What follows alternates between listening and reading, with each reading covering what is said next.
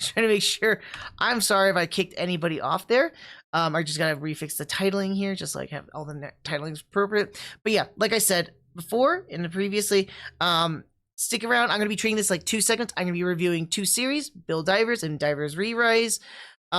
Just know that I'm gonna have my little end stingers at the end, but don't leave right away because I will be continuing forward. I'll let you guys know when I actually end the live stream. I'll legitimately tell you about that because right after I'm done with ReRISE, I do have a little bit more I want to talk about regarding what's going on with the stream going forward and so forth. So just some things here and there. I will, in fact, try to keep this incredibly short for you guys. So I know in the previous live streams, I've done some really, really long ones. I've done some short ones. I'm going to try to make this one a short one. All right. So let me go ahead and get things kind of kicked off here. Hey there, and welcome to another Nerdy Reviews. I'm the Absolute Nerd. Today, we're going to be reviewing Gundam Build Divers. Now, if you haven't already, if you're watching this on Twitch, make sure to follow me on my Twitch channel. You're watching this on YouTube, like the channel, like the video, subscribe to my channel, leave a comment down below. I want to hear from you guys. What do you think about this series or my opinions on it? Let's just jump right into this here. So, like I love to start things off. Let's just talk about the story about this series. So this series is basically about 2 friends, Riku and Yukio, who finally make their debut on the hottest game around the entire world. That is Gundam Battle Nexus Online. Or, I'm sorry, Gunpla Battle Nexus Online. They come across and befriend a mysterious girl that they rescue on their first day on their adventure, and then we basically follow their adventures in this MMO. That's the base level of the story. However, this story does evolve throughout, but not by a whole lot. Now, this is a 25-episode series that first aired in Japan back on April 3rd of 2018. Now, this series is very similar to a lot of the Build series, or Build universe is how I want to kind of call it. It's very separate from the Gundam universe or Gundam franchise, but at the same time, it is part of the Gundam franchise. It's a little bit weird. I've seen some people have a conflict with this series, like I've always been mentioning. Well, kind of not always, but someone mentioned in the previous Build reviews. But with the Divers series, though, it takes a very familiar, similar concept that we're already familiar within the Build series or Build universe, but takes it at a different approach. Now, again, similar like what we've seen in Build Fighters, because Build Fighters is in its own universe and Divers is in its own universe, so we got to keep this in mind. So very similar to Build Fighters, much of what happens in Divers takes place in the, well, not in the series, but what we have is the real world that utilizes a game or some kind of system to bring our Gundams to life. Now, in Fighters, we had some kind of like gaming system that allowed you to bring your little Gunpla to life and they fight, right? In Divers, however, very, very different, but similar. Rather than using a fighting system, literally you're taking your Gunpla, you scan them, and then you basically play them in a Gundam MMO. That's basically it. Again, similar concept, different approach. So in this case here, we're pretty much dealing with an actual MMO in the Gundam franchise. I want to say it's different than what we've seen before, but it's not exactly. More or less with the Build Fighters, it's kind of like a toy coming to life. Now we have a video game instead, and we are having an MMO. So this is the first in the Gundam franchise that we are dealing with a MMO series, or almost like an isekai, almost. Now, the biggest thing that was very interesting when it came to this series, I've already mentioned MMOs, was furries. This is the first Gundam series to actually introduce furries as well, but it's not like in any negative sense. I'm not talking bad about the furry community or anything like that. I don't have anything against them. I just thought it was kind of interesting when we first started off this series with episode 0. You see Rommel. I'm going to talk about Rommel in just a little bit, but it's kind of like, and I say furries, but it's very, very loosely put because it's basically kind of like what you do in MMOs, where you have character building and you have a lot of different kind of characters. Very similar to that. I think about it. So in the world of Gunpla battle, you basically have different kind of characters. We've seen some characters that kind of have like, you know, like the traditional cat ears and cat tail. We see kind of like a halfies where we got ears and tails. We get some full on ones where they're like legit like full on creatures or beasts, basically like half human, half creature. So we kind of got that going on in that sense. The way I look at it though is very much like any other traditional MMO that you would play in real life. Similar to World of Warcraft, you got characters instead of just regular humans, but you got like elves, dwarves, the Tauren, or even orcs. This is the biggest example itself too. So you kind of got these either kind of going from the vanilla of humans to kind of like stemming out, and then we go with a full on different type of a creature or different race. Also, another good example about this too would be similar to Final Fantasy XIV, where we have a couple of races that are completely different from the traditional human. I think the one that's going to stick out more, and it's more akin to what we see in Divers, is the Mikote, if I'm saying their name correctly, which is the cat people. So this is, again, an interesting one because we have like different kind of characters. A lot of the characters that you see in this series too, either they're using like skins or costumes of characters that we're already familiar with. So be it that they're from like a previous Gundam series or a alternative color or just something completely different. So kind of interesting with the characters that we see. Now I kind of want to bring this one up right now because Rommel is the most interesting one of the bunch here. As you can see right here, Rommel is not your traditional type of animal. I was kind of weirded out what he was. And I had to look this up. It bothered me to death here.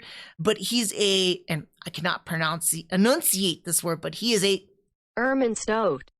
Again, Google Translate, could you say that again for me, please? I couldn't quite catch you there. Ermine Stoat. An Ermine Stout.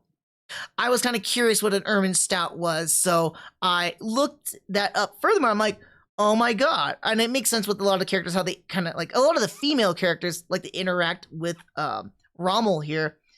But look at this thing. Look at this thing. It's so cute. This little guy. Look at this little guy. He's so cute. Oh my god, look at that little guy. Best one I think is this picture right here. It's just being a little bit silly, but yeah, I thought I've never heard of this creature before in real life. So I was kind of like interested, like what is this thing? What is it? I just wanted to point that out. It was just something that kind of stuck out with me when I first had watched this series and go like, what is Rommel? What is he? I could not figure it out for the life of me what creature he was. But I just want to point that out. It was something just funny and silly, you know, with the whole furry approach within the Gundam franchise. This is new. MMOs and furries, or furries and MMOs. It's almost unheard of. Well, in the Gundam franchise, at least. Unless you count Gundam girls, but I don't. Anyways, so I kind of want to move along here. Now, with our previous series, which was Gundam Build Fighters Try, we actually have the same director, so it's going to be interesting. These 3 series that I'm going to be talking about that rounds off the Gundam franchise with Gundam Build Fighters Try, Divers, and then Divers ReRISE, we have the director Shinya Watada. So it's kind of interesting that I'm going to bring him up is because previously with Fighters Try, we had this very lighthearted kind of shonen-esque anime, very straightforward, very fun. And that's pretty much, he brings the same things that he did with Fighters and he brings it into Divers, just in a different atmosphere. Again, similar concepts, different approach.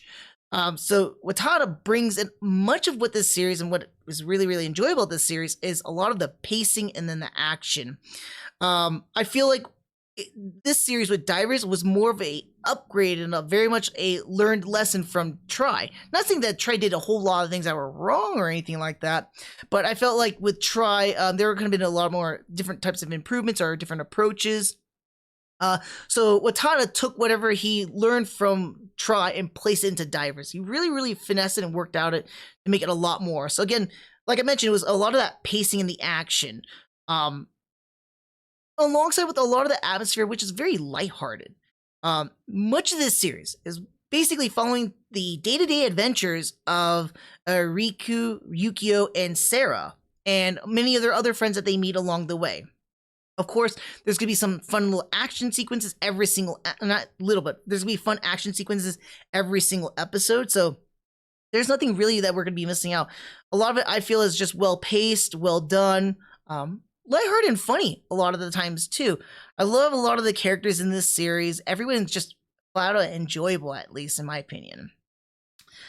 So I mean, like, it depends on how you want to look at it too. I'll just kind of mention it. I'll mention this in the negatives itself, but I want to just like kind of walk back a little bit more.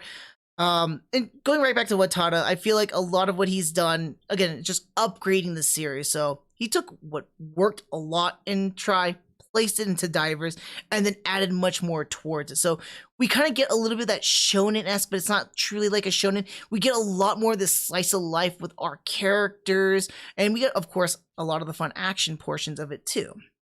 Again, I really love a lot of this lightheartedness, a lot of fun and funny moments throughout this entire series. Different than what you would normally see from any other Gundam series in the Gundam franchise, sans anything in that build universe, build series setup. So I really do like this. This is, again, a breath of fresh air after months of very, very depressing stuff or serious material. At times there could be some funny moments, but for the most part, you know, the build series is really refreshing. Some fun things I want to point out here. Of all the characters, Magi, which I don't have an image for him or anything like that, he is straight up like from JoJo's Bizarre Adventure. I think this added a plus for me, even though he was the homosexual character in the entire series. But he was such a funny and great character. I really, really liked him a lot, especially at his character design, because I watched him like, did Watada literally just like lifted a character from like JoJo's Bizarre Adventure and just placed it into Gundam? So not only do we have like furries and MMOs that are brand new, now we have a JoJo's Bizarre Adventure character in here. What's up with this? This is a series that's bringing a lot of news that I've never seen in the Gundam franchise. Again, nothing with the furry community. I got nothing against those guys there. I'm glad to see kind of a different approach with MMOs, but I'm sorry, the JoJo's Bizarre Adventure-esque character really wins it over for me. I love JoJo, but we're not talking about JoJo here. We're talking about Gundam, but still, they put a little JoJo into my Gundam. Put a smile on my face. Magi's a fun and great character, and I love his voice actor too. Fantastic voice actor. There's also a lot of cameos and a lot of like references, kind of like I mentioned earlier with the character designs that you see throughout the entire world, right? So there's a lot of inferences of like characters from Gundam series, of course Gundams Gundams and Mobile Suits of previous series, just like how Build Fighters and Build Fighters Try has done beforehand too. But I think the biggest one here is it's more prevalent in this series and then going forward with ReRISE is Patrick Colasour. I'm not too sure if Watada had a huge thing for Colasour or not, but apparently it's kind of like a Where's Waldo in every single episode. There's a Patrick Colasour in every single episode of this series. For those who don't know, though, Patrick Colasour is a side character in Gundam 00. He's basically referenced, or even fourth wall breaking reference as a character who will not die. Literally. But that was just pretty much it. I do want to say that this series, unlike the Build Fighters set, where there's so much shoving Gunpla in your face, it's not even funny. Divers kind of takes it a little bit back from that. So it's a little bit more relaxed with that. Not saying that they don't keep talking about Gunpla and how much they love Gunpla or anything like that, or even the video game itself, Gunpla Battle. It's not too much in your face, where it's like a product placement with the other two series. This one's not too much of that. So that's at least a little bit of a good news for both fans and non-fans alike. I do want to talk about a couple of negatives here, and it's like I kind of mentioned it earlier too, and I was trying to avoid it. So with this series, though, primarily, so here's the big if about this series. If you are not a fan of, like, and I consider this isekai, right? I had a little bit of a conversation with my friend saying, like, it's not an isekai because an isekai is basically a character dying and then resurrecting into a video game. I consider isekai as characters who either get stuck or comatose, or just focusing more so on a video game element with characters that are actually in real life. You can almost akin that. I think the earliest one I would say is like Dot Hack Sign. Other examples, whether it be a bad or good, would be kind of like SAO or Log Horizon, those sort of things. That's what I think of as like an isekai itself. Maybe not a true blue isekai like where characters like die and get resurrected or whatnot, but that's something completely different. I still consider this an isekai. However, if you don't care for anything of how I describe what an isekai is or what a true isekai is, if you want something much more serious, especially more in tune with Gundam itself, like actual war drama, stay away from the series. This is a series that's not for you. Like I mentioned before, this is a very lighthearted series. It has a lot more fun with it. There is action, but the action is not going to be on the most like life or death or anything like that necessarily. It's just all around good fun with this I would just say with the build universe. So if this is something that does not sound fun for you at all, or it sounds like you want to watch, I'd say stay away from this series. Other than that, what makes, again, I really, really love this series. I really enjoyed it a lot because of what I've just mentioned to you. It just makes it a lot more fun, a lot more relaxing. And it's very welcoming to a lot more fans too. I feel like whereas the Fighter series or Build Fighter series tries too much to shove Gunpla in your face, this one takes a step back, does show you a little bit, does put the Gunpla there, but not in your face like that, right? And it's very much more relaxing with it. It's more welcoming to both, I feel, fans and non-fans alike, also more appealing towards gamers too, in a very small sense, but I really do like that a lot. I wanted to make sure I'm not forgetting anything else here. I think I keep forgetting things, but that's okay. Let's move along here. So that said, I don't really have a whole lot left to talk about these series without spoiling stuff. So here's your warning, guys. I got the spoiler banner going on here. I have some small spoilers to talk about, so might want to skip maybe like 5 to 10 minutes because I'm going to be talking about some things about the final episode here, and of course my favorite mechs of the series. You're going to want to jump ahead towards the I'm new to the Gundam franchise, should I watch this first? So that's what you want to jump off to. So with that said, let's go ahead and begin with these spoilers here. There's not a whole lot that I have, again, to talk about spoilers in this series. Primarily, the only thing I really want to talk about spoilers is like the final episodes, just overall, like the kind of like the build up to it. So from the get-go of the series, when we meet Sarah, we kind of had a funny feeling. I mean, like, it's really Captain Obvious. There's something up with this character. I always attribute Sarah when I was first time watching this series more akin towards like Tsukasa from Dot Hack Sign. That's why I kind of mentioned that. And then we later kind of find out about the Els divers and stuff like that, and it was very much a different approach. But it was kind of weird because, you know, Els diver exists and it's causing fragmentation and bugs and errors in the Gunpla battle world. And I felt like the build up to it was just nice, but then when we get to the final episodes, it felt very rushed and very weakly established. What I mean by that is that, okay, so we got the idea about what's wrong with Sarah, like what she's causing in the world. We know the resolve for it, and we know there's like, you know, a percentile, but a lot of the characters are like, no, we're not going to take a chance and stuff like that. And just, I feel like a lot of the characters at this junction of this part of the series starts becoming very hypocritical of who they are and what they keep talking about when they talk about the love of Gunpla and Gunpla battle, right? We find out that Sarah is an Els diver created out of the love and adoration and the admiration of what Gunpla brings to the lives of people, of many people, and that she's the amalgamation of all of this. Then you get characters that like Rommel or others that say like, well, I don't care, she's going to destroy the game, we gotta kill her.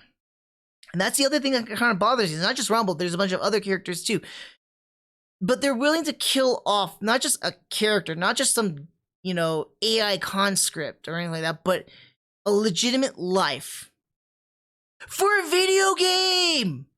That bothered me. I'm like, I can't logic that, I can't reason it, and it felt like really, really poor, weak establishing writing just to give reason for these characters to fight for Sarah. It made no sense to me. It frustrated me. So I was like, oh God, why did they do that? Because eventually some of these characters like, oh, I changed my mind, or I wasn't really with them. I'm like, really? Is that what you're really gonna tell me? I don't buy that at all. So it just kind of frustrated me a little bit with a lot of the characters becoming antagonists and stuff like that, and trying to cross a rift, and didn't really work out. I felt it was poor writing, but everything beforehand was fantastic. I love everything beforehand up until when we actually got to the real plot stuff and like kind of cramming it and trying to give reason behind it. I'm like, no, don't do that. I want to watch a nice little kind of slice life relaxing Gundam anime, and this was it right here. This was it. Another thing I felt too was a lot of missed opportunities in terms of theme. With Sarah and being a digitalized life, AI that was born out of love of Gunpla and stuff like that, we could have explored a lot of like cyberpunk themes which Gundam had not explored. In this series alone, like I mentioned, we had furries introduced, we had MMOs being introduced, or an MMO being introduced, we had a JoJo character design being introduced. We could have also introduced a brand new theme in this series, such as cyberpunk. So, like, what does it mean to be human? What is it if you're a digital life? Could you still have like an existence? Are you validated as a living being? Those sort of things. And I feel like this series had the opportunity to take the ball about that theme and play with it. Instead, it just drops the ball completely. And I'm like, why? We've seen in previous other Gundam series in the Gundam franchise introduce brand new things that become core elements in the Gundam franchise. I mean, we even kind of got close with this cyberpunk theme in Gundam 00, but we never really played with it too. Here's a second chance we got with this series having to play with cyberpunk themes, and we don't do anything with it. So I felt that was a missed opportunity. It was an absolute shame. I wish we could have done a whole lot more with that, but oh well. Last thing I want to talk about the final episode in regards to the final episode itself is that how much I actually loved it. It kind of does this split, right? Kind of like what we saw in the previous Fighter series too, where we got a split. Sometimes they might have done it in 2 episodes, but this episode was a split. We got the resolve for what was going to happen to Sarah and stuff like that. And after that, like the first 10 minutes, 12 minutes or so, then we got the break, and then we get the next 12 more minutes of this episode, right? We really focus on a lot of the epilogue portions. And this is something I really liked. If you've heard me talk about this in previous live stream reviews here, I really love having an epilogue with our characters. We spend so much time with our characters throughout the entire series. I want to see what happens to our characters at the end. I want to know how some of their arcs close off, or how these characters interact with each other as we wind down from the series overall. I want to just see that stuff, right? So we get that in this series. The last 12 minutes or so of this episode, we really not only get to see a lot more like that result, but we get to see them kind of like interact with each other in real life. So I thought that was super cool. Everybody meeting each other for the first time in real life. Well, not everybody, but some of them have already met themselves beforehand. But, for the most part, all the other characters that we've never seen before get to meet each other together and hang out and spend some time having fun and whatnot. I really like that a lot. So I felt that was such great closure to this series. I had a lot of emphasis for our characters, and I would say that this is one of my favorite endings or favorite final episodes in the entire Gundam franchise, but I have a hard time considering the build series part of the Gundam franchise itself, or part of the other Gundam series, because they're so drastically different. It's hard for me to do that, but if I'm going to say this is probably my favorite episode in the build series, at least. Very mentionable, at least in the Gundam franchise, but I don't think it's going to hit the higher echelons, but great final episode. That being said here, I do want to jump into our next little portion in this review. Give me a moment here. And the next segment I want to talk about is my favorite suits of the series. Now, if you're not familiar with this, with every single Gundam series brought into the Gundam franchise, they introduce a whole new slew of mobile suits, Gundams, either redesigns, new battleships, those sort of things. Now, with divers, just like anything else in the build series thus far, or the build universe, much of it is, a lot of it is an amalgamation of a lot of other suits that we have previously seen in other Gundam series. So there's not so much of new suits that we're going to see here, more or less a lot of redesigns. And so that's something that's kind of nice about these series. Sometimes I still consider that kind of lazy. I would really like to see actual newer designs, but you can't really do that if you're kit batching Gundam models together. So we get this slew of suits right here. There's not a whole lot of them. Not saying that that's the least amount, but there's a ton of redesigns, at least in this series. So the very first thing I wanted to talk about, the first one off the bat here is the Gundam 00 Sky. I actually kind of like this Gundam a lot. Now, it's funny, before watching this series, I knew about some of these suits through my now what is known as Gundam Breaker Mobile. Originally was Gunpla Battle Gundam Warfare, or Gundam Battle Gunpla Warfare is what it was. So I was aware about this suit right here. I actually use the backpack of the suit more frequently in a lot of my battles, which has really, really long animation. But I was so glad to finally see like this full suit in the series itself and actually fight. It's kind of a cool looking 00, basically, with some little things here and there from the if I remember right, it was mixed and matched with the Destiny Gundam. But it's not a bad looking suit. I think it just looks kind of cool.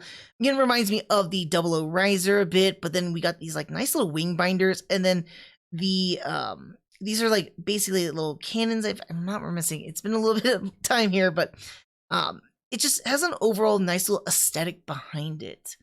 I think the only thing that is like it doesn't get too high up there. It just kind of got these weird fins is the best way I would describe it. It's kind of like a lot of these like little fin portions, and I just don't care too much for the fins. That's just me though. Next one up on our list here, and I think this one's actually a pretty cool looking one, is the Gundam GP Raz 2. This guy was piloted, I forgot his name here. It was his name is Ogre. I could have swear he had another name he went by in the series. But this suit is really, really cool. Of course, redesign of the GPO-2A Physalis from the Stardust Memory or Gundam 0083. This thing is actually a beast. It doesn't look that formidable, but a lot of its like mobility and fighting is really, really crazy and unique. A lot of beams on this guy. It doesn't look like there's beams, but there's like beams right here. Like they're like mega cannons or mega particle cannons. Like, what do we see right here? Yeah, we got the beam guns on the kneecaps right here, which are kind of cool. Wing binders. There we go. They're G&I blasters. I couldn't figure out what it was for the longest time. Couldn't figure out where this came from overall. I thought it was like a redesign of the Physalis' like backpack or the shoulder pads, right? But it's not exactly that. But much of it's the body of the Physalis. It looks like a head of the Master Gundam. Looks like it, but I'm not too sure. And then the backpack itself. But it's a really cool suit. Watching it in fighting and stuff like that was awesome. Love the suit at the final, pretty much. Now, as for my next suit here, and I forgot if I'm saying his name Kyo, right? Kyoya, there we go. I'm like Kyoya. I'm like, really love his final suit in this series. The H2 Magnum. Now, we don't really hear too much. We just hear it as referred to as the H2 or Darkhound. He does upgrade it. This one is like a nightmare. It's kind of got a mix between the FX Burst, or not FX Burst, it's mixed in with the HFX, there we go. And then H2. Really, really cool. Love a lot of its designs. It's weird why I'm like, I don't like fins, but then this guy's like kind of weird and pointy. I don't like kind of like its kneecap area though. Kind of reminds me of like, again, Arios and Kyrios from 00. I hate things that kind of like stick out and don't look very maneuverable or anything like that. So, but this suit is super formidable, super crazy cool. I really like a lot of its actions in this series. So, next one I want to move on from here. I can't get away from those gosh darn couples. So the Momoka pool is actually, we don't get to see a whole lot. It's got a lot more different functions and features behind it, which I like it a lot for. It's super crazy cool and unique because it's got, instead of the beams were usually it would have like a machine gun on the arm. Instead, it's got, you can kind of see it in the fingers. It's kind of like a beam machine gun. Is it beam or is it a machine gun? Never really said it was physical or not. Hand beams, hand claw. It doesn't really say. I believe they're beam from what it looks like, at least. She also does this funny movements where she's gonna shoot and she kind of like backs, like imagine like the hands of the Momoka pool goes back like that and it blasts with the belly. I think that's just priceless with the beam shots. We don't have it here too, but this suit actually can separate a little bit. Inside of this little portion right here actually has a smaller, like a miniaturized Kapool that can fight. So those eyes in there are actually of another suit inside of this thing. I thought that was super cool and unique about the Momoka pool. But I love its design. It's supposed to look very similar to a penguin. Reminds me of a penguin or a pengu from like Super Mario 64 or something like that. So I think this is kind of cool, kind of unique, nice looking. But yeah, I can't get away from my amphibious mobile suits and the Kapuls. I gotta love them. But if we're gonna talk about my favorite suit of this entire series, look no further. And forgive me, I'm mispronouncing its name, but I love my vegan suits from Age. It's the Giraga. I'm saying that one correctly here. It's not too much of a different design from the Giraga from Age itself. It's got a lot of its similar functions and features, but it has some additional things, not by a whole lot. Unfortunately, I can't remember his name. Doji. Oh, God. Such a name. I always think of his name like Doge, but the suit's actually not that bad. I just wish it could be used a little bit more efficiently because Doji is a very meh character. Well, not meh. He's a very redemptive character though, but still, you're not gonna like him at the beginning. I like how he uses the Zetas in the beginning, and then later on in the series he does get the Giraga. Love the design. Love the suit. Something about vegan suits, again, it's like mixing in dragon with a mobile suit and kind of making it look like a knight's armor. And that's when I kind of get in a whole mesh with this suit right here. So definitely one of my most favorite suits of this series. All right, with that said, let's go ahead and take away our spoilers here. So I hope a lot of folks come back from here. And yeah, with all that said, I want to start on our next segment here, which is I'm new to the Gundam franchise. Should I watch this first? Or should I watch Build Divers first? I'm going to say this is very similar with a lot of the other Build Fighter series or Build series I've spoken so far. Yes, I actually think you should watch this one first, if that's the case, if you come across this. This is a very easily accessible series to watch. It's very welcoming to both fans and non-fans alike here. It basically just has a lot of fun with it, has a lot of lightheartedness behind this series. Very accessible, again. The only issue I have with this series, and it almost wants me to say a no, is that this series doesn't have a lot of the core elements of the Gundam franchise, and it does not set the right and appropriate expectation when going into any other Gundam series beforehand. But like I mentioned before too, I kind of consider the Build series or Build universe different from the actual Gundam franchise itself. It is part of it, but not really a part of it. It's more like a moon that orbits around the franchise, right? So at that point, it makes it a little bit of an issue. If you watch this first and go like, oh man, this is what Gundam is, and then going into the Gundam franchise, it's not the same. So that's the only thing I would advise is that, yes, definitely watch the series because it's very welcoming. It's very fun and very lighthearted. But don't watch this and go with the exact same expectations when watching anything else in the Gundam franchise outside of a Build series. That being said,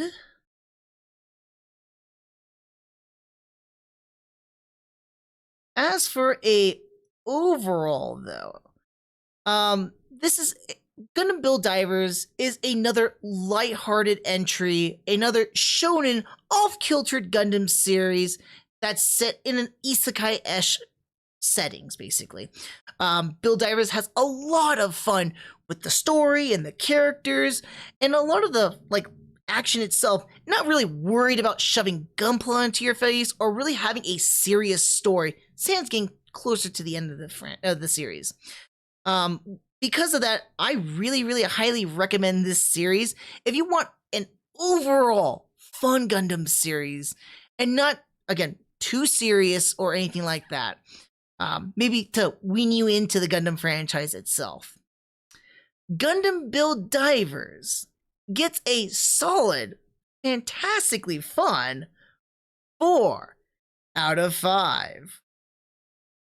Now, again, if you're watching this on Twitch, make sure to follow me on my Twitch channel. If you are watching this on YouTube, like this video, subscribe to my channel, leave a comment down below. I want to hear from you guys. What did you guys think about my opinion on Divers? Did you agree with me? Did you disagree with me? Did you like this series? Did you not like this series? So I want to hear from you guys. But yeah, that's all I got to say about Divers itself. It's, again, I keep saying the word over and over and over, but it's really a fun series. In fact, in my opinion, it's probably the best out of all the Build series so far. It really competes with Try for top tier on that one. But I think because of what Wakata learned from Try and applied towards Divers, and a lot of the funness, a lot of the characters, a lot of the action and the story itself, I really just enjoyed Divers that much more. So if you're really wanting to know if I like Divers or Try or Divers more, Divers wins over Try. But that's just like a nice step above it, right? Because Try is a fantastic series. But yeah, that's what I gotta say about Gundam Build Divers. I do want to thank you for watching, and until the next review, I'll see you guys next time. Take care. Alright guys, I'm not done yet here. That was just me concluding for the Divers review. Let me get myself all situated for the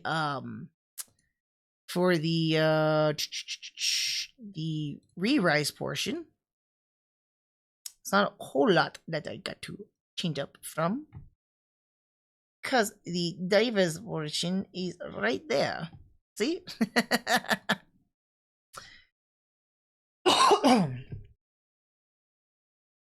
I think we're doing good on time here too, because I'm trucking along. Just keep swimming, just keep swimming. I don't like the movie at all, but you know, I like that little quote right there. Liked enough that I can use it. Alrighty then. I actually can clap loud. It won't hurt you guys. I hope that didn't hurt. Alrighty then. Let me just double check over here. Qleo.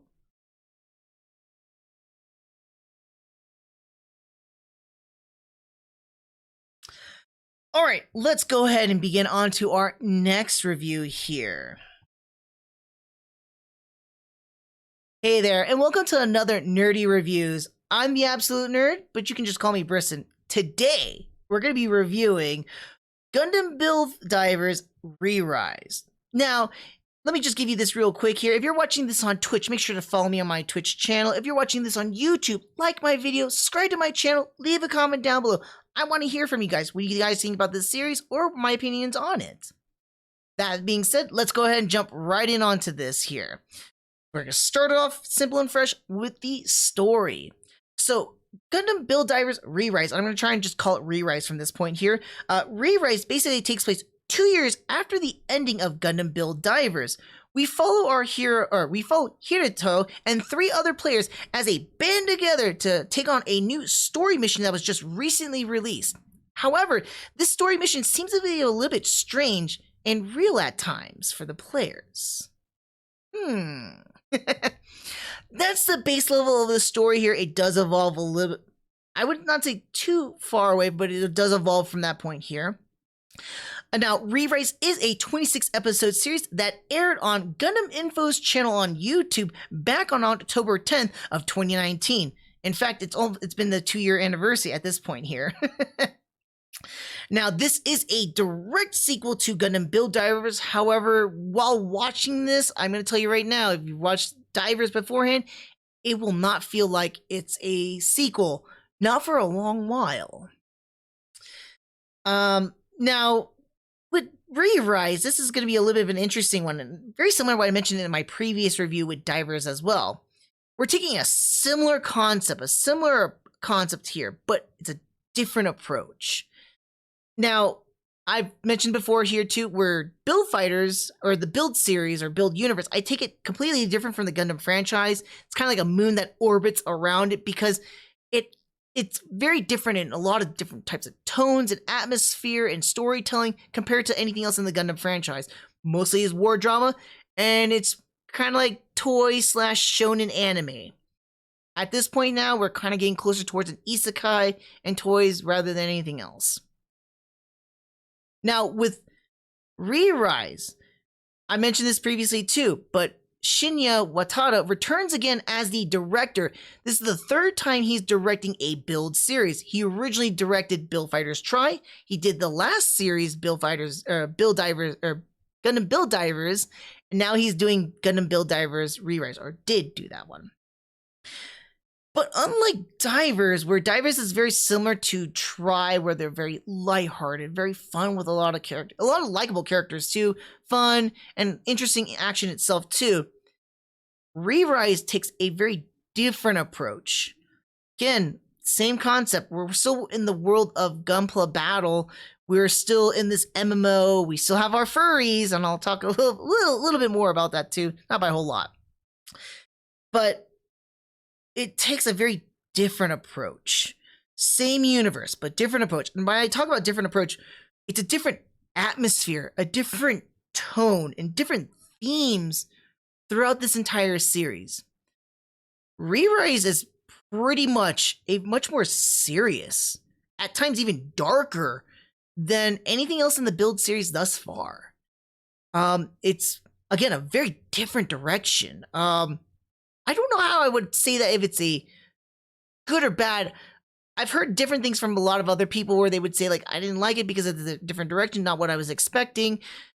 For me, it's a little bit of a weird thing, especially this is the last series I am reviewing right now, the Gundam franchise, minus Gundam Breaker Battlogue, which will be coming out very shortly.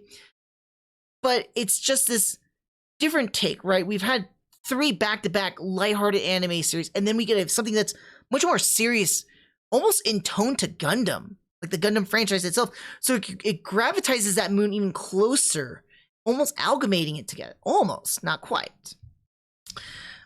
So, like I said, much of the themes and the tones are much more serious. And dare I say, a lot of it, too, kind of follows with the core elements of the Gundam franchise. A little bit of a shocker there, too, for a Build Fighter series. Or Build series, I'm sorry. Now, while the other series they have interesting pace, whether it could be a little bit faster, or they could be a little bit more toned down and more grounded, especially when we're trying to focus on our characters, that we see kind of like in Try and in Divers. ReRISE is a much slower pace, a little bit more methodical in it. We focus a lot more on that seriousness with our characters. A lot of them are very flawed kind of characters, have a lot of serious issues in real life that they kind of bring it into the game world at points. So it's kind of interesting to see a lot of this comparatively than we've seen in any of the other Build series so far. I would say, especially with our cast of characters, we've only got 4 main characters. Previously, like in at least Divers, we had a huge cast that grew just from 3 characters, basically, from the first episode, and it just grew from that exponentially from that point. Try had a very similar thing, same thing with Fighters. But ReRISE, we're only really focusing on our 4 characters. They are our band in this entire series. And very much, they're very, like I mentioned already, they're very serious. They have a lot of flaws and a lot of like very personal issues. It feels like this series is very much like a Breakfast Club, or you can even say that these main characters are like the Breakfast Club of Gundam. You got the silent protagonist, right? I'm just gonna throw out silent protagonist because we kind of got to repeat a silent protagonist. You got the super shy super shy, nerdy kind of a person. You got the brash, noisy, loudmouth, and then you got the troubled, silent protagonist too. But they got two different spectrums on that one right there. But they all are so awkward with each other, especially in the very beginning. It's like you don't see them, that this is the most unlikeliest of teams ever, that they would never come together and they would work together to get something done. And it kind of builds it from there. So I thought that was a very interesting approach that this series does. Like I mentioned, again, a lot of it is very slow in tone and pace because we're focusing on our characters. Sometimes we all have an individual episode for these characters and really develop them. Not saying that we're not without action. Action's pretty consistent through this series. I would say it's a little bit less, again, a little bit less of that lightheartedness, a lot less of that shonenness, sans one of our characters. But it's very much a more serious, planned out, because each of these missions, they treat like, well, we can't screw this up. We don't want to mess this up because we want to get the most out of we can out of this mission, you know, like either extra points or freebies and goodies and stuff like that. So we want to kind of like S-rank this. So they will plan ahead and plot what they're going to do for these missions. So I thought that was kind of interesting. With their seriousness too, it really does play pivotal because of what later plays out in the series. Not spoiling anything though. Other than that, some fun things too. Just like any of the, like I mentioned before, kind of like with Divers, but it takes it even much more of a stricter approach. Divers was, right, so with the Build franchise, or Build series, I'm sorry. It's much more like they shove Gunpla into your face. It's more about the product than the story itself in a sense. And it goes from very, very high and goes absolutely low by the time we get to ReRISE. Yes, ReRISE does have some focus and some importance towards Gunpla building and Gunpla itself, but that is not the major focus here. They do put it out there, like it's kind of like, hey, take a look at this. It's right here, but you know what? We're going to really focus on our story right here. You know, that's what we're going to focus on. But take a look at it here. Here? Okay, we're going to focus really on here now. That's basically what they do. Gunpla is a minute focus. Yes, they talk a lot about Gunpla or whatnot, but it's more so focusing on the characters and them trying to get over their personal issues, essentially. And also going along with each other, completing the mission. I really attribute this series as the Breakfast Club of Gundam. Aside from that, we do see, like what we mentioned, we saw before with Divers, we get a lot of cameos, right? We got a lot of inferences from like characters from other series, alternative colors, mobile suits or Gundams from previous series. So it got a lot of this homage, a lot of respect towards the Gundam franchise, but it doesn't kind of throw it out there as much. We do get some little bit nice locations as well too, so it's kind of cool. Also, Watada does what he does best from the last series, and that's where's Colasour? Or where in the world is Patrick Colasour? Yes, I'm talking about that character from Gundam 00 if you're not familiar with him. The invincible, the indestructible, the unkillable Patrick Colasour. He's in every single episode of this 26 episode series. So have fun trying to find him in every single episode. Sometimes he's not really, really hard to spot. Sometimes he comes by in the most subtle of ways. So I think it's kind of fun watching this series and you're just like, oh, there he is. Just trying to point him out. So that was a fun little thing here. Now, I did mention I'm going to talk about Battlogue here, and this is super short. I don't have a whole lot to talk about Battlogue. I'm just going to give you the absolute gist of this. So there is Gundam Divers Battlogue. Basically, this is a 10-minute long ONA original net animation. Came out right after the conclusion of Gundam Build Divers ReRISE. This basically is a episode where it features characters from both Divers and ReRISE as they compete against each other in a one-day battle royale. That's basically it.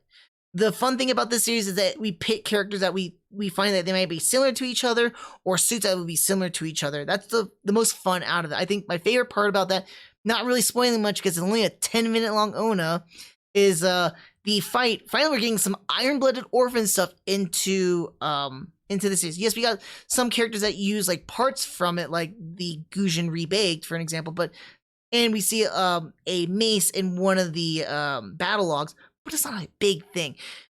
This time around, in only this short little fight here, we have actually like the Strike Freedom versus the Gundam Barbados Lupus Rex. So we got the ultimate in physical defense versus the ultimate in beam defense, and this is a absolute beam user, and this is an absolute physical user.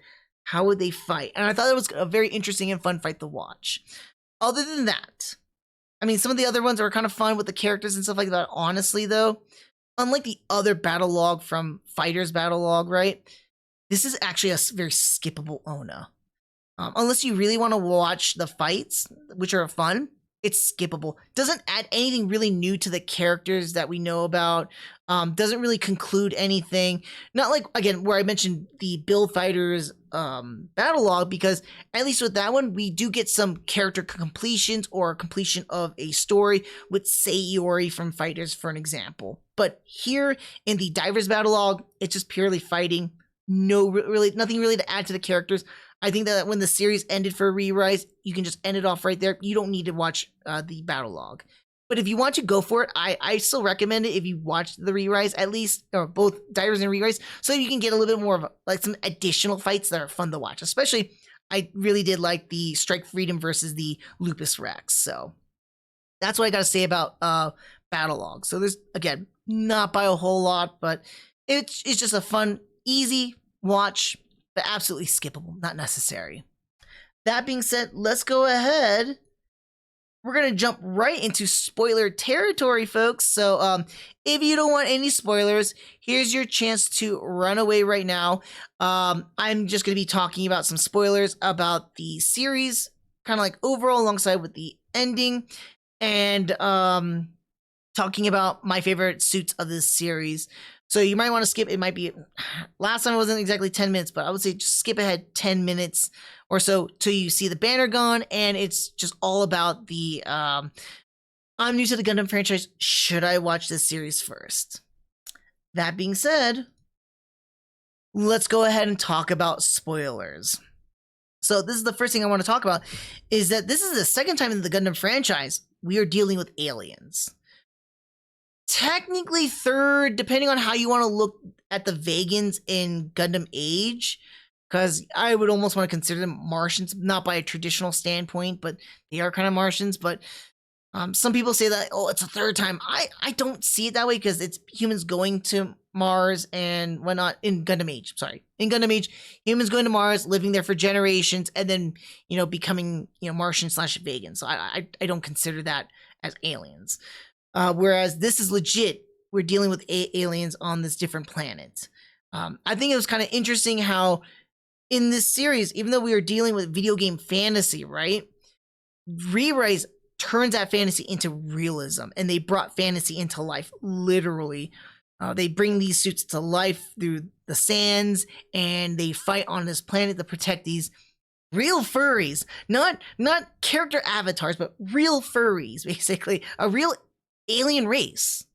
They're not furries, and it's an alien race at this point.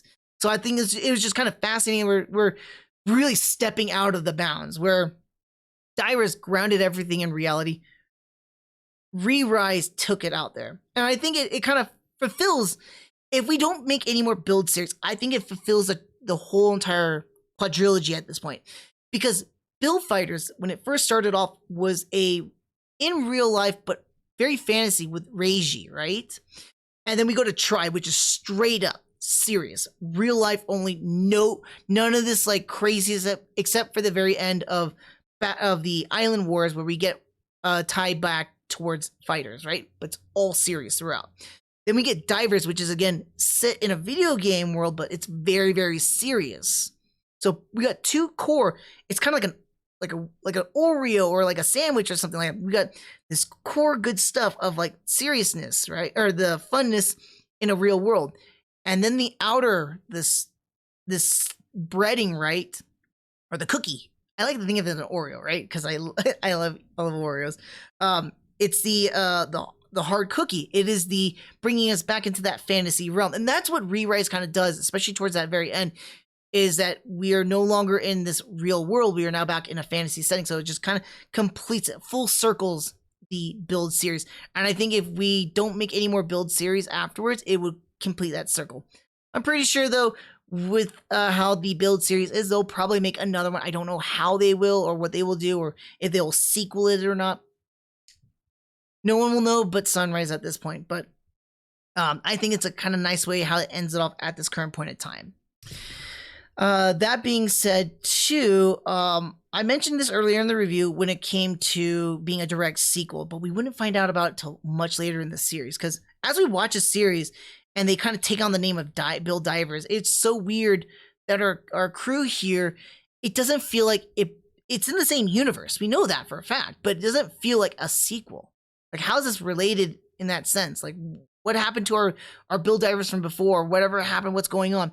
It's not until episode 19 to 20 that we get Hiruto's backstory and kind of flashbacks to the events that occurred in Divers and how Hiruto was involved in all that jazz. So I thought that was kind of interesting and nice to see a lot of his backstory and finally getting some tie-ins to that when we also get a furthermore tie-in in episode 24 where we actually have the Build Divers cameo in the episode with a lot of other reoccurring characters from Divers show up to assist our new divers in their quest to save Eldoria. I'm saying the name correctly. The only thing I didn't like about this whole backstory, though, I feel like it was so thought after, though. It was really more frustrating for me with Hiruto's character because it didn't make sense for him. It doesn't really give a real explanation as to why he does not like teaming up or why he left Avalon. Never gave a really full explanation. Yes, contextually, based on the story, we can understand that he was really, really upset and sad about the loss of Eve. Yes, totally get that. Totally understandable. But they don't really dive more beyond that one. They don't explain why he left Avalon after that point. I think maybe maybe he lost the desire to play Gunpla Battle and stuff like that, and that's why he left. But then it didn't explain why he was so much of a loner in the game where he was backing away from everybody else. Where in real life he's still in friends with other people. So it's very contradictory of Hiruto's character overall. Because the very beginning of the series sets him up to have different reasons of why he's a loner, why he's away from others. And when we finally get his backstory, it just doesn't correlate completely. Yes, we can take the context behind that, but context alone doesn't really explain it. We need to know furthermore why, in my opinion. So I just feel like it was just weak character writing and character. It's an okay character development. I still feel it's weak though, but definitely weak writing in explaining why Hiruto does what he does in this series. It bothered me a lot. It didn't make a lot of sense. And not a good enough reason, at least. Next thing I want to talk about is the whole genre classification. I talked last episode in Divers about how I consider Divers, and I also consider ReRISE as an isekai. I've had this conversation with some of my friends who are like more in tune with anime than I am, and they go like, well, no, an isekai is a character dying and then reincarnating or getting stuck in a video game.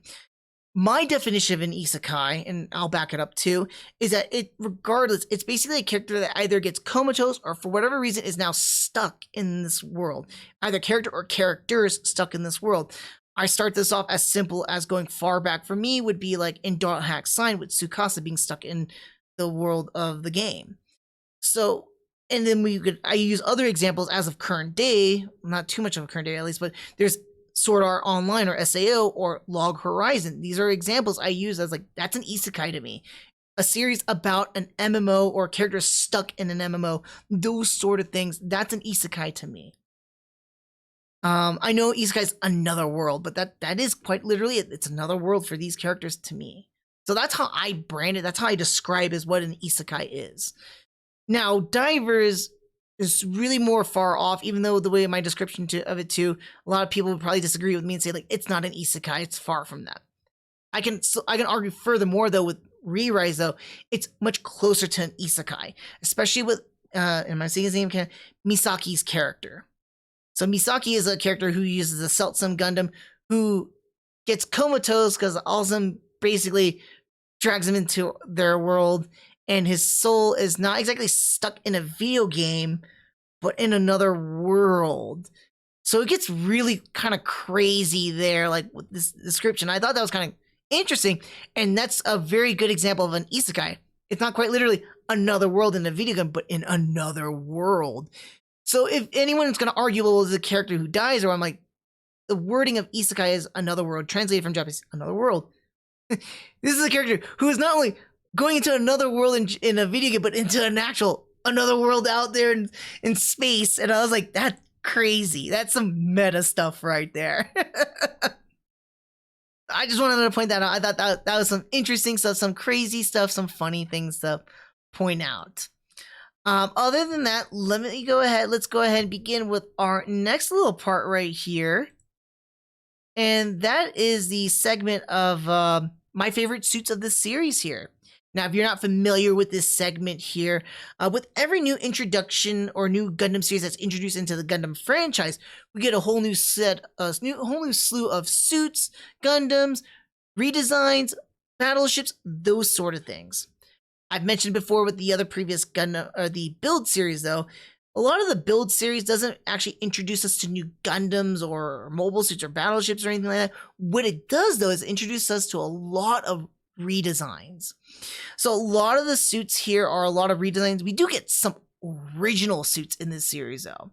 So unlike the other series, the Diver series, we get a lot more original suits here too, I feel. I can't really pinpoint where some of these come from too. So that's kind of nice. But I wanted to talk about some of my favorite suits here. So let's just go ahead and jump right into it. But we do get quite a bit. Unlike Divers, where we only have like a very short list, right? This was expanded furthermore. I think it's just also because we added in a lot of characters or a lot of suits from the previous series.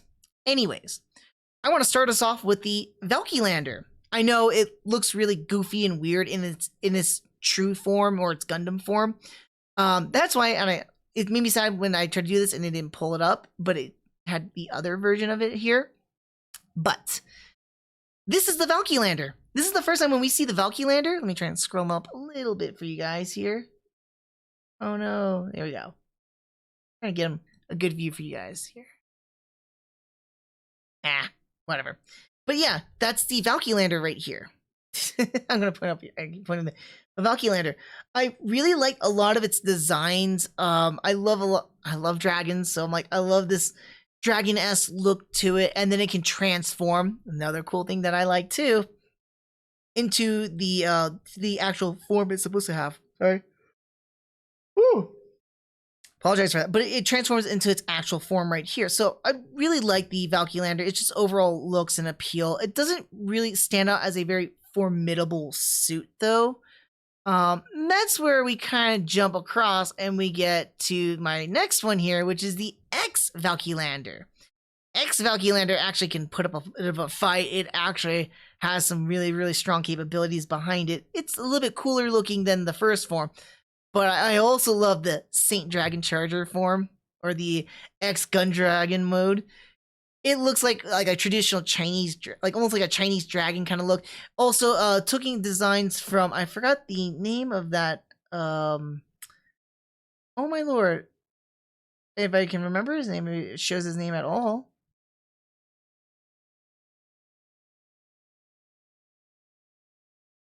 All right, I suck. I can't remember his name.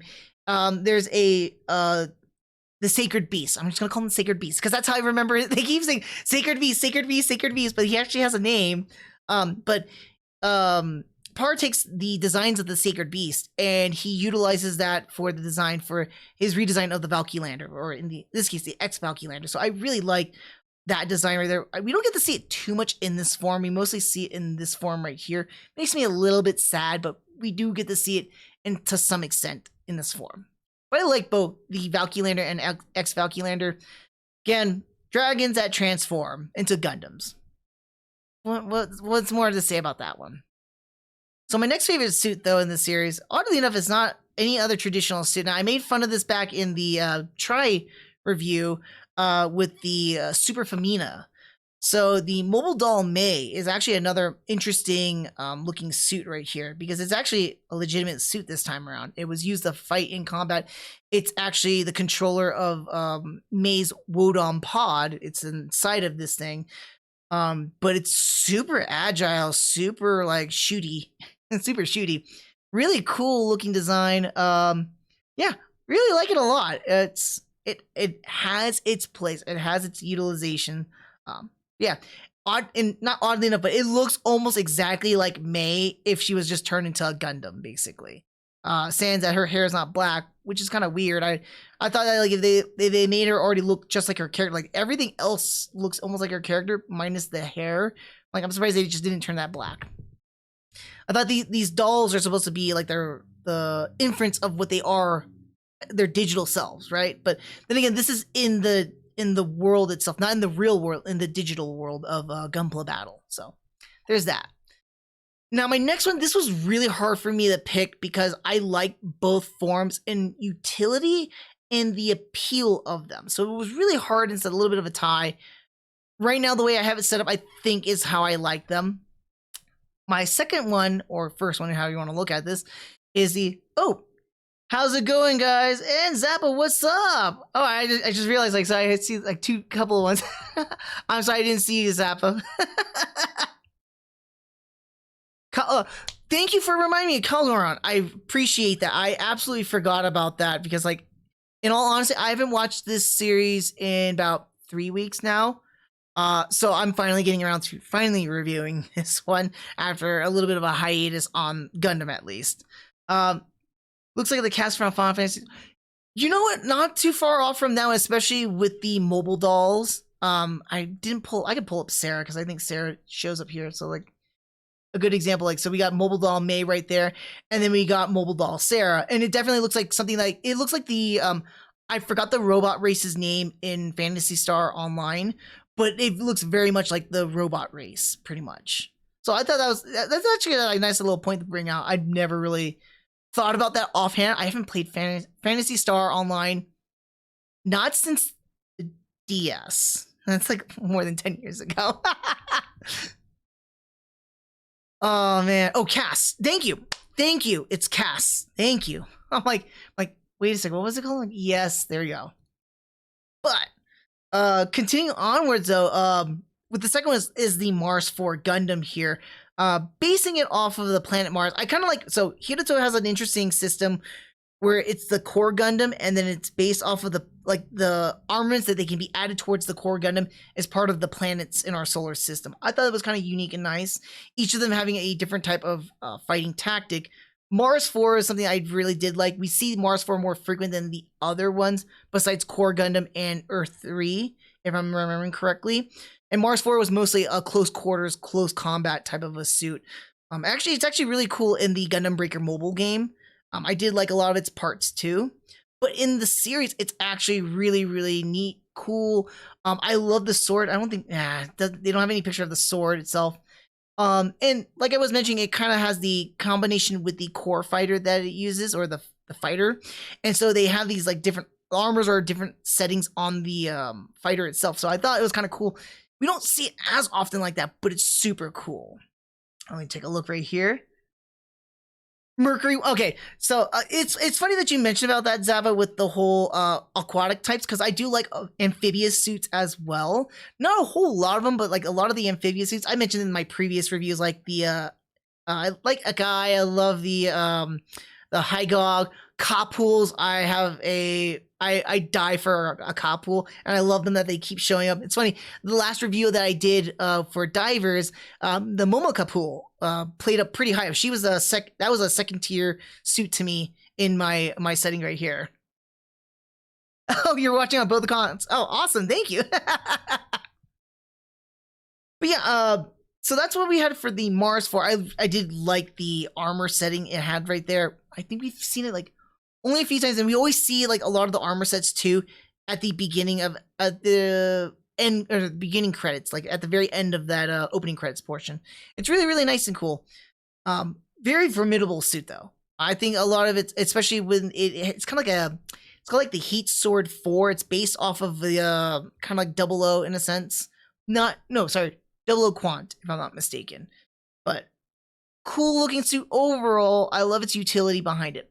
But if I'm going to talk about my favorite one in the entire series, it's very weird that I say this too, and I'll explain a little bit more. But my favorite one is the Uraven Gundam. I'm surprised they didn't call it the Uranus Gundam or anything like that, because it's based off Uranus. But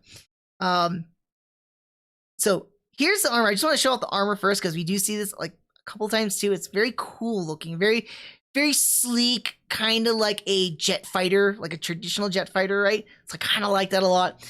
But the Uraven Gundam is a unique kind of a Gundam, and it's very rare because I don't like these kind of like this fighting style or suits. But it's a sniping Gundam. Now it's not uncommon that we have a sniping Gundam. I mean, the closest one we have is the Cheridum and the Dynamis from Double O.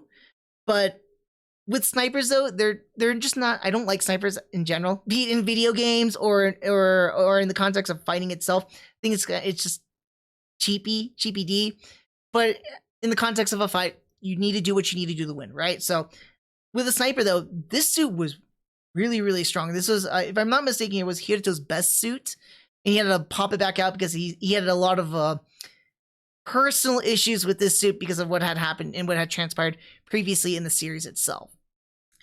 Again, it doesn't show anything. It does have a really cool looking rifle though, and the sniper fight in that episode between him and Alnus was very much it reminded me like Enemy at the Gates, the movie Enemy at the Gates. So that's what it reminded me of, and I thought it was really, really cool. I think that kind of influenced me why I liked about it, but I also like just how it looks overall itself too. Kind of makes me think kind of like a powered up GM almost, very similar to Gundam Alex 2, where we kind of got these like bulky parts, and it looks like it is exactly that. It's additional armor basically, but these bigger, bulkier parts, and you can kind of see a somewhat of a smaller frame. Just an overall neat looking design.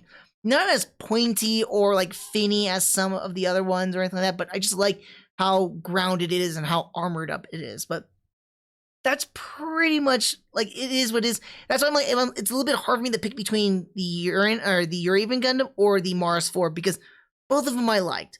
If it goes by fighting style, I'm very much I love close quarters, I love close combat, so I'm like, I love the Mars 4, but the design's not all the way up there. The Uraven Gundam design's really, really up there, but I don't like the fighting style for it. So I'm like, that's why I'm like, I'm kind of faltering. So I don't know. I try to think about like if I was gonna play this game, right? Which one I would probably be? I'm like, I'd probably be closer to like, you know, mid range to long range type. So Uraven Gundam would fit right up there in my alley. Well, that's pretty much it on that front right there. So let me go ahead and jump back over to here. Give me one moment here, and let me go ahead and let everybody else know too. So we're going to be done with the spoilers here. Boop, boop. And let me go and pull this up right here.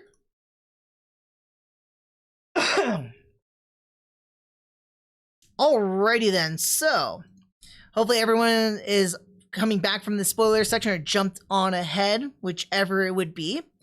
But let's go ahead and begin with our next segment here, which is I'm new to the Gundam franchise. Should I watch this series first? This is going to be the weirdest one because so far the Build series has been a home run hit 3 times in a row. This is the first time I'm going to say no. And it's the exact opposite reasons I've been mentioning in previous reviews. Now, normally with all the other reviews, I had been saying, well, it's yes, even though it's different from the Gundam franchise. Here's my thing. Okay, so no, do not watch Gundam Build Divers ReRISE as your first series. First and foremost, this is a direct sequel from Build Divers. There's a lot of things that I could potentially spoil to that series, alongside with there's things that had happened in Divers that explain certain things that happen in ReRISE as well. So it's kind of imperative for you to watch Divers first, and watching ReRISE wouldn't be a good dive in first. Additionally, into that one too, it kind of goes back with my previous ones too. It's just like how I mentioned where the Build series is like a moon compared to the Gundam franchise, which is the planet itself, and it just orbits around there. Now, on the other series or other Build series, they orbit around there. This one's a little bit more closer, though, towards the planet, though. Almost can crater into it. Because, again, it does have a lot of the core elements of the Gundam franchise. So, kind of fascinating that this one's different from anything else in the Build series thus far, and relates a little bit further. I do say, though, alongside with that, it is much more easier to accessible. It is on Gundam Info's YouTube channel. That's how I watched this series. It is not out on Blu-ray just yet, so I am still waiting for that to come out, and I will be purchasing a copy myself. But this is super easily accessible. You can just jump from this channel and watch on Gundam Info's YouTube channel. Lastly, too, and it's another negative, is that just like everything else in the Build series, this one is while it has much more serious storyline and more darker tones, it kind of gets closer to the original, like to the Gundam franchise itself. It does not set the appropriate expectations of watching a actual Gundam series. So if you do watch this one later on, don't expect watching what you're watching here to be the exact same thing you're going to watch, like watching anything else in the Gundam franchise, be it 8th MS Team, the original Gundam, Zeta Gundam, Iron-Blooded Orphans, so forth. So don't expect the exact same thing, because it's not going to be the same. But that's pretty much what I gotta say on that one. But yeah, definitely don't watch this as your first series. You're better off either watching Divers or anything else in the Build series so far, if you want to start off with Build, or, you know, of course, jumping into the Gundam franchise itself and just picking something that's more of a grounded or leveled off series. Now, as for an overall, ReRISE does take a very different approach from anything that we've seen or been familiar with the Build series thus far, and its predecessor, Divers. Rather than being a very lighthearted and fun series, this one takes a much more serious approach with the most unlikely of characters to team up. The action is much more deliberate, and the series does adhere to many of the core elements of the Gundam franchise. I did find this series to be rather enjoyable, but I don't recommend this unless you have watched Divers beforehand. So definitely don't watch the series until you watch Divers. Otherwise, you're not going to get the full fulfillment and enjoyment of this series. That being said, Gundam Build Divers ReRISE gets a solid re-risen 4 out of 5. I know, Briston, you're giving this another 4 out of 5 too. What gives? You said it was a different series and all that. Yeah, it's a different series, but it's a welcoming difference in a sense. You know, it's kind of weird. And I love a lot of the character development. I'm huge on character development, so I love watching our characters develop. These really, some of them were unlikable to me, but they redeemed themselves throughout the entire series. So I really like that a lot. The fights were definitely enjoyable, a lot more serious and intense in tone comparative to Divers. But yeah, definitely, this is something I do recommend to watch. Just make sure to watch Divers first before diving into this series. Now, if you haven't already, make sure, if you're watching this on Twitch, make sure to follow me on my Twitch channel. If you're watching this on YouTube, make sure to like the video, subscribe to my channel, leave a comment down below. I want to hear from you guys. What do you guys think about this series? What do you guys think about my opinion? Did you agree with me? Did you disagree with me? Did you not care for it all? I want to hear from you guys, so let me know. Leave a comment down below. And this is it for the Gundam franchise right now until Battlogue, which will be coming out in a few days. So who knows, I might be reviewing that very shortly. But until the next review, I will see you guys next time. Take care. Alright, so that is the end of the review portions right here, and that will be put up onto YouTube not too shortly here.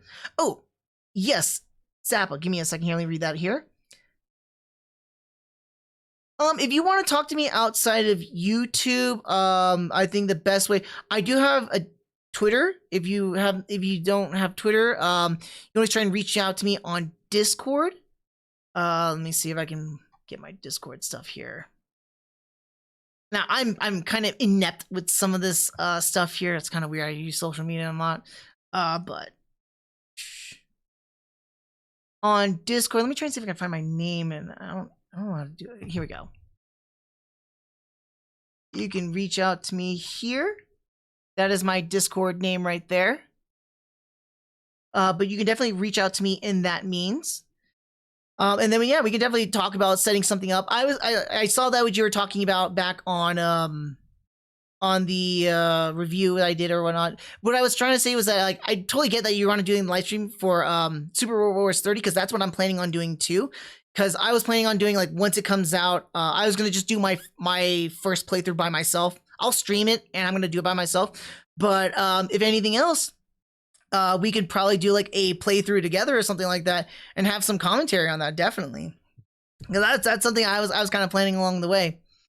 But streaming wise too, and I'm gonna set or the demo. I haven't done the demo. The thing is, I'm always kind of iffy.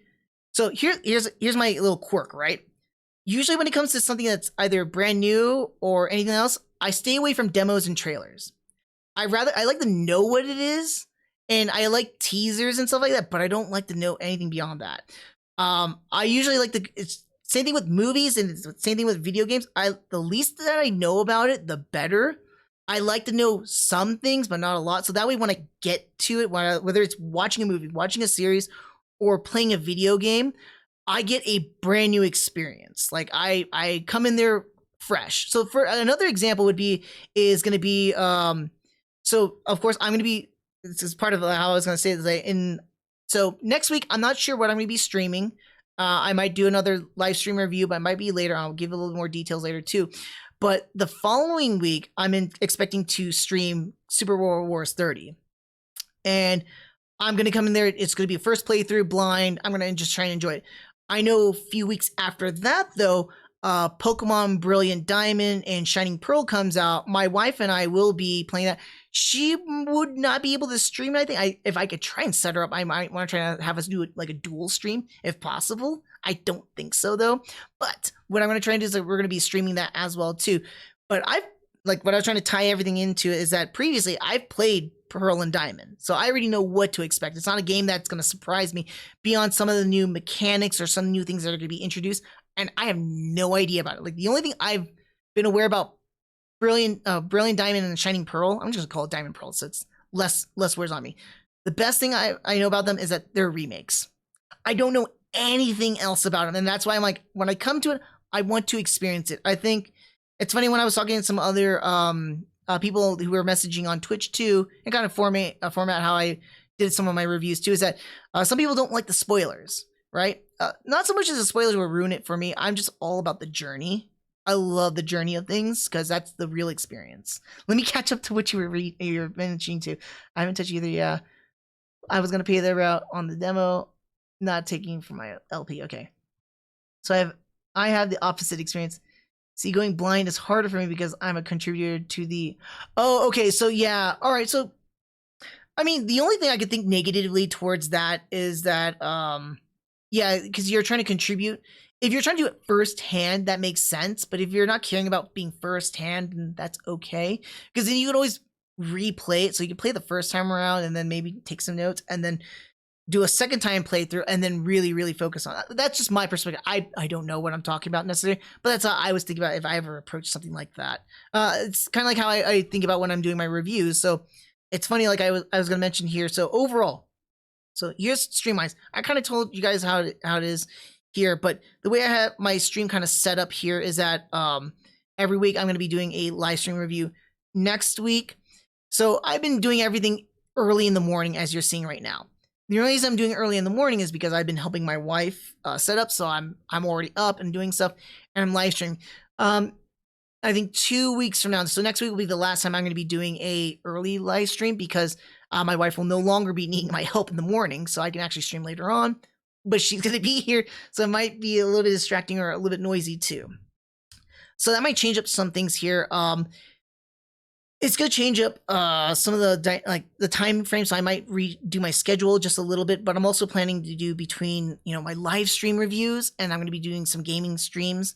Right now, I've been trying to stay away from doing any gaming streams right now, not just because of Gundam, but I didn't want to get into something too serious with Super Robot Wars coming up very shortly in 2 weeks. So I was just trying to avoid that. Let me try and I'll read yours in just a second. Your last post here, Zappa. I'm gonna try and get through this real quick.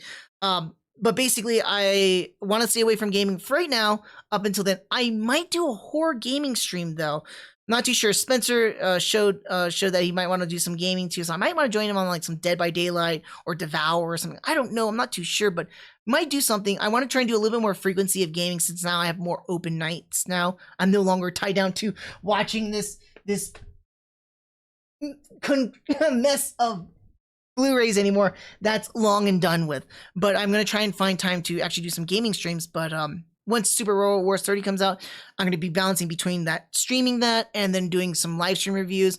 I'm gonna try and do 1 or 2 more horror movies if possible. If possible. Maybe have Spencer back on if you guys really did like him. So if you guys did like Spencer too, leave a comment down below. He's a great friend of mine. Love him, and I would love to bring him back on if you guys enjoyed our conversation together. It will also encourage him to, because we did a very long live stream, 3-hour live stream. I wasn't anticipating that one because I was trying to follow a different type of a format. So again, more experimentation. I'm no longer tied down to watching a series and then doing my daily life and then streaming. I now have this open time. So experimenting with different things on my stream here and on YouTube as well. With that said too, so we got Super Robot Wars coming out. I think 3 weeks after Super Robot Wars comes out, Pearl and Diamond come out. And then after Pearl and Diamond comes out, there's gonna be about a month and a half until Arceus comes out. So those are 3 games I'm already planning on playing straight up.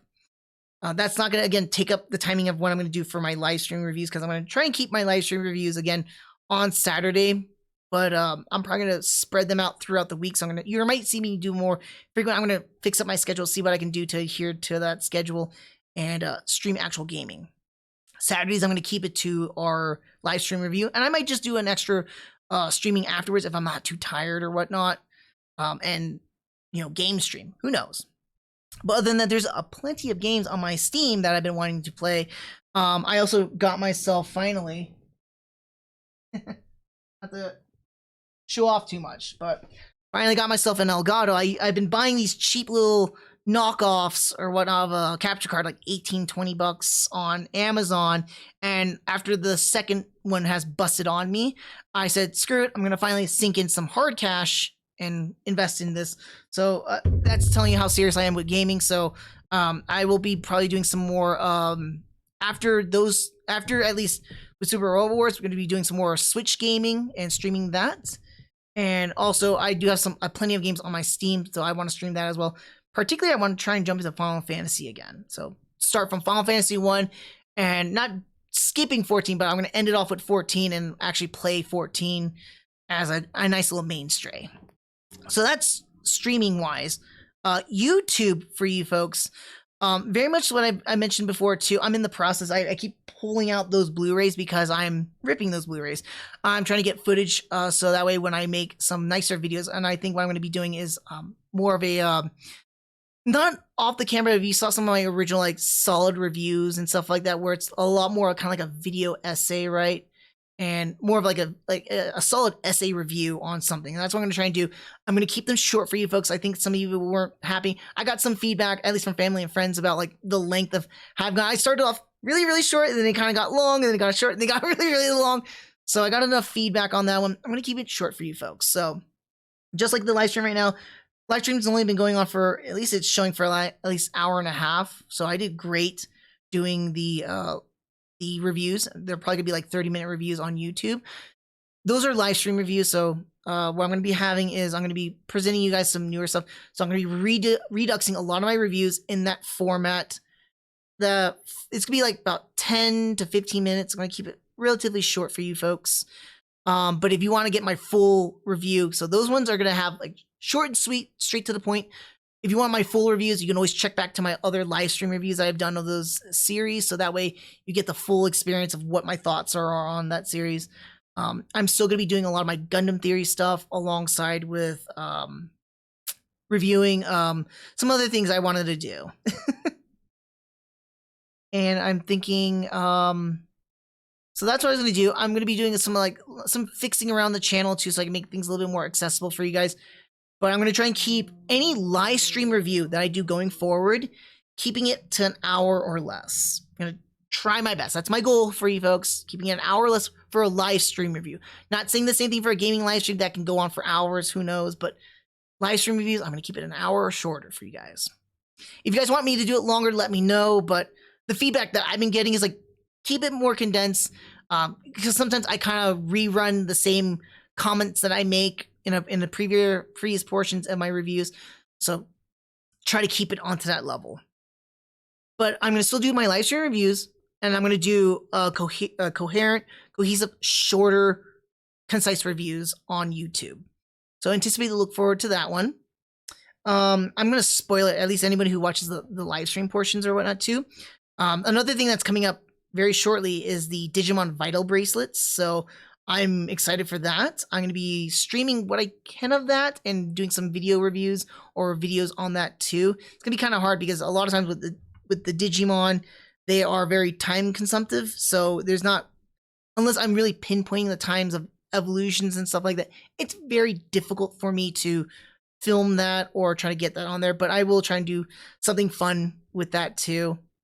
My wife was making a joke like, hey, we might want to start trying to do some running around the block or and I can film you running around the block and see how far you can go before you pass out on the floor. And I'm like, I was laughing about that, but yeah. Okay, so I think I've said everything I wanted to say. And just to recap, live stream reviews, I'm keeping them shorter. I'm also going to change the time on Saturdays instead of the mornings. It's going to be probably towards the evening / nighttime for you folks. I'm going to be doing some gaming live streams in the near future. At least anticipate in 2 weeks' time, I will be doing some gaming live streams, starting it off with Super Robot Wars 30, and then later on focusing a lot on the Switch and on my Steam as well. YouTube-wise, I'm going to be reformatting a lot of things on the channel surface. I will also be releasing out, once I have completed my portions here, different types of Gundam reviews or reduxes of my Gundam reviews alongside with some Gundam theory stuff and whatnot, and then continuing along with other reviews I like to do here too. Last but not least too, Zappa's already aware about this. He's already mentioning in the chat here too. But I'm probably gonna be looking for collaborations. Last week was my first collaboration with somebody on my stream, although I've streamed gaming wise with my friends or whatnot. I don't really consider it as a collaboration. This was more of a concerted effort to make something happen. So I'm going to be looking forward to do more collaborations with others too, be it friends or new people too. So I want to collaborate with people and try to work and see how fun we can make things going on. Either be it like a close off review or whatnot, or make it into a live stream. We're gonna find out some stuff. But that's just an overall. All right. That said, Zappa, let me read where I last left off here. Sorry, so I'm gonna let me read it off here. So I'm not gonna contribute at all this time, other than waiting for the Japanese guy to release. Now I hear you. I'm going in as raw and fresh as I can. Yeah. I totally agree. And yeah, you're totally fine listening to me. No rush. I appreciate that. You know what I think you started streaming when I started recording my Super Robot Wars 30 primer anime review? What do you mean by that, Zappa? I'm not too sure. Like, are you talking about the Super Robot Wars? Let me see here. So you know what I think you started streaming when I started recording my Super Wars 30 primer anime review? Is there an anime coming out for Super Robot Wars? I'm not aware about that or not. I think there was one long time ago, back on back when Original Generation came out, if I remember correctly. But I'm not certain on that. I took my discs for every show that is in Super Wars 30 and gave some thoughts and expectations for each anime that'll be in the show. Oh yes. Oh, okay. So you're talking about like the separate series. Oh man, so like I believe you watched the whole thing for the Super Wars 30. So I was excited for a lot of the suits that were showing up. I was sad that not a whole lot of Gundam, but I'm glad because it kind of makes me think because as far as I'm aware of, I don't know a whole lot about Super Wars 30. I keep myself in the dark for a reason. As far as I'm aware of, it looks like it's a remake of the original, and then we're now adding in newer things like SS's Gridman is brand new. I can't remember if they're adding any Iron Blood. I have to look back on my Steam and see that that list of suits or to the video. I thought I saw Pat Labor. I can't remember. I know Getter Robo. Oh my god, I'm trying to remember names. I thought I saw Saturn 3. I can't remember. I'm not super well aware about giant robos or super robots. I've watched quite a bit of them in my time, but a lot of that I've watched back in high school and college, so it's been such a long time. That's why my brain's kind of like fried, and I'm like, I remember certain things and I don't remember certain things. Oh, it's not a remake? Okay, so it's a brand new game. Okay, that makes it makes it just as good, because I played the original way back. I think there's like I don't know if you're familiar with that, Zap, but there's like those Super Kart 30, like 30-in-1 games for like Game Boy and stuff like that. And I played, I know it was the original Super Wars because it's just called Super Wars, and then it had a couple other ones like different numbered Super Robot Tyson, I think 4 or something. I can't remember what it was, but there was 3 different games on this little cart of 30. And those are the ones I had played beforehand. And that's what also introduced me to a lot of other of these animes, and that's when I ended up searching for them later on, much later in my life. Oh, I had a remake on the PS3. That's awesome. And then, yep, exactly. Yeah. So I did talk about it in that review. It's been like what? I feel like 3 months since I did that review of my my reaction or whatnot. So it's been a while. It's been a hot minute. I put the content out there. Not necessarily always remember everything. It's like how every other actor would say. It's like, you know, I remember doing the movie. I don't remember everything about doing the movie. I know, man. And that's awesome. And hopefully, like, I want to collab with you later on. So, like, hopefully after we both get our first runs in, maybe we can do a collab. And who knows? I'm thinking like maybe like chatting about like what we know about the series or some like fun stuff or whatnot. Sky's the limit when it comes to collaboration. I'm open at this point. So be it a live stream review or live stream gaming or a video review or some kind of video, whichever, you let me know what you want to plan out for too. I'm open. You've already seen some of my stuff, so I usually just do live stream reviews, which I later port them over as videos on YouTube, or then I will do a gaming live stream eventually. Exactly. We can talk about that on Discord. I think that's pretty much it. All I had after review here. Like I said, I did this pretty quickly too, because my previous ones, I'm a rambler, so I can talk for hours, and sometimes the time doesn't phase me. I feel like a Dio going, "Stop, Waldo!" and I just stop the time and as I ramble. And as the moment I stop rambling, time comes back, but it's not that it comes back at that moment. It scoots forward, and I'm like, "Oh, it's been 2 hours. Oh, okay." Let me try and see if there's anything else that I'm missing here. I talked about the streaming, talked about YouTube. Yeah, that's pretty much it. I haven't had anyone ask for a cat update, but I'll give you guys a cat update too. Shadow's up there, but you can't see Nero. He's not on my lap right now. He's absolutely fine. He's actually sleeping in the bed. His surgery's absolutely fine. He's no longer on medication. He's doing absolutely well. The trash goblin is alive. Unfortunately, his trash kingdom is no longer there. I trashed his kingdom. So, yeah, he's doing much better now. He just doesn't have 2 bottom molars anymore. So that'll be, I guess, the last cat update, unless you guys want to hear more about Nero. Wonder if I should get like a cat cam. I could probably hook up another camera and just like find a spot where Nero likes to stay. Or I know some of you are like, and we want to see more of Shadow, but it's like Shadow's like right there. No, he's not far off. He's not he's just in his tower. He doesn't do much. Can't get him to do much. I'm trying to think anything else. I'm about to close off this review here, or close off this stream here, but I'm trying to make sure I didn't forget anything.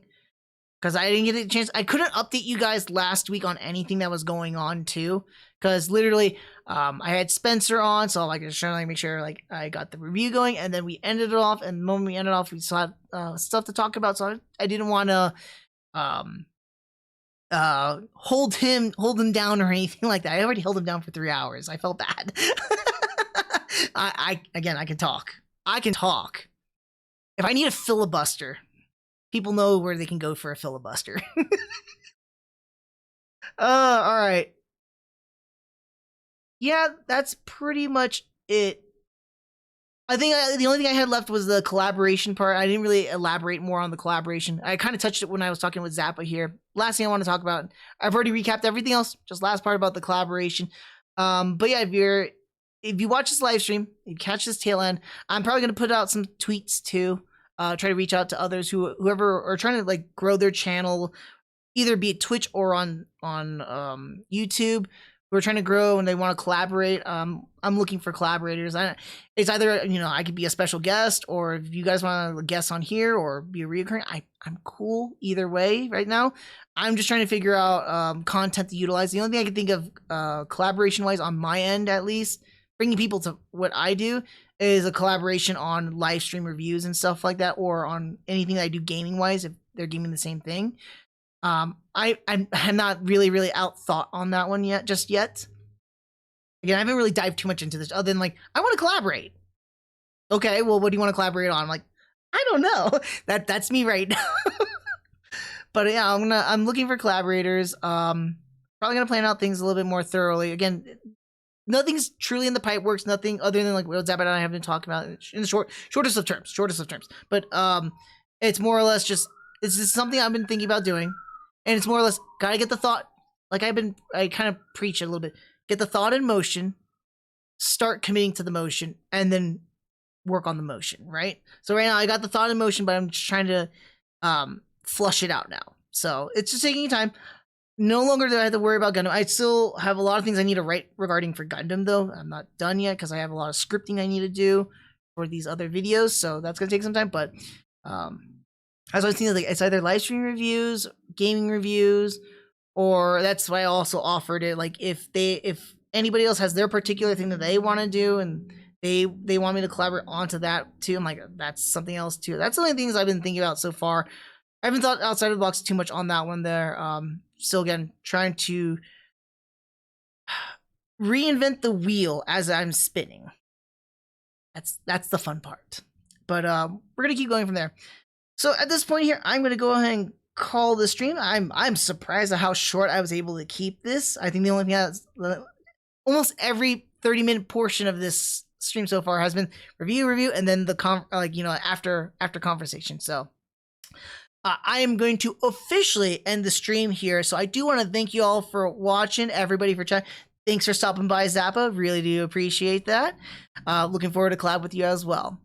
Other than that, until next Saturday, the next live stream review, I will catch you guys next time. Take care.